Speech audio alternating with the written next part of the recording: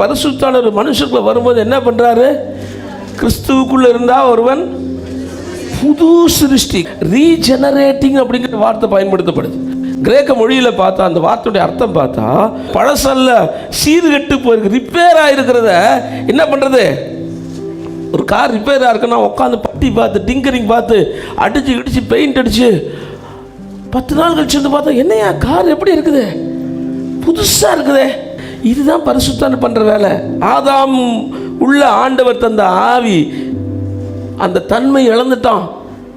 பரிசுத்தாவினர் நம்ம வரும்போது ஆதாமுக்குள்ள இருந்த ஆவி எப்படி இருந்துச்சோ அதே மாதிரி நம்மை புதிதாக்குகிறார். பரிசுத்தாவியை பெற்ற ஒருவனுடைய பார்வை வித்தியாசமான பார்வை.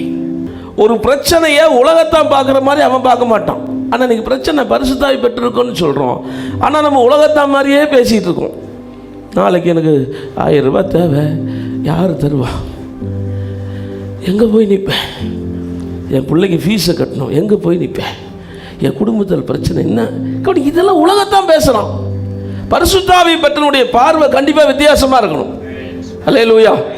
ஏன்னா அவர் சகலத்தையும் அறிந்தவர், தேவனுடைய ஆழங்களை அறிந்தவர். 1 Corinthians 3 சொல்றது தேவனுடைய ஆழங்களை அறிந்தவர். உலகம் அஸ்திவாரம் பண்றது எப்படின்னு அவருக்கு தெரியும். தெரியுமா தெரியாதா? இனிமேல் உலகம் என்ன ஆக போகுதுன்னு அவருக்கு, பரலோகம் எப்படி இருக்குன்னு அவரை உள்ள வச்சுக்கிட்டு நாளைக்கு இருக்கிற இந்த 1000 ரூபாய்க்கு கவலைப்பட்டிருந்தோம்னா என்ன நடக்குமோ ஏது நடக்குமோ. அதான் இயேசு சொன்னார், நாளைய தினத்துக்காக என்ன பண்ணாதீங்க.